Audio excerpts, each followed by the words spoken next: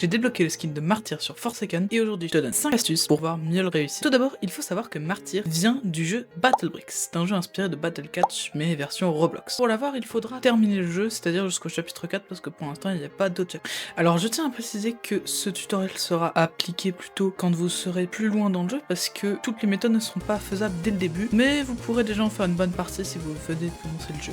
La première méthode sera de faire une farm auto. Alors là je suis désolé mais ce sera que pour les joueurs PC. En gros, vous pourrez avoir avec un autoclic une farm automatique, mais ça c'est quand vous aurez les unités les plus utiles, les batailleurs de vitesse. Mais ça je vous en parlerai dans une vidéo dédiée. D'ailleurs, si vous voulez une vidéo tuto sur la farm automatique, dites-le moi et j'en ferai une vidéo. Bref, ensuite, dans les combats de boss, ne négligez pas les petites unités du genre builder ou noob. Je sais que les joueurs un petit peu plus expérimentés ont tendance à les négliger, mais en fait le but ça va être de les spammer dans les combats, et du coup ils vont servir de bouclier de viande pour protéger vos meilleures unités, et aussi pour tempo, pour par exemple faire spawn après un titan. Voilà. Coucou, tu veux voir ma...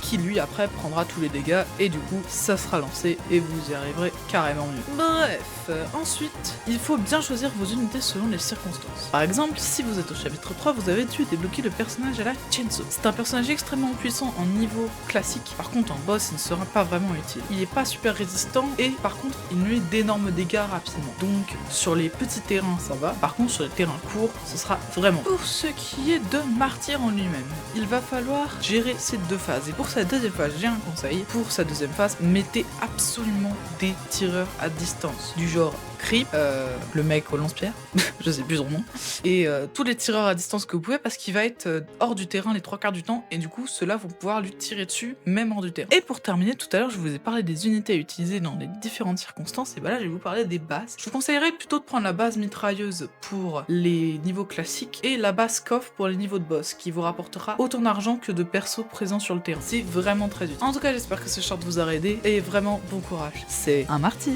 Allez, ciao!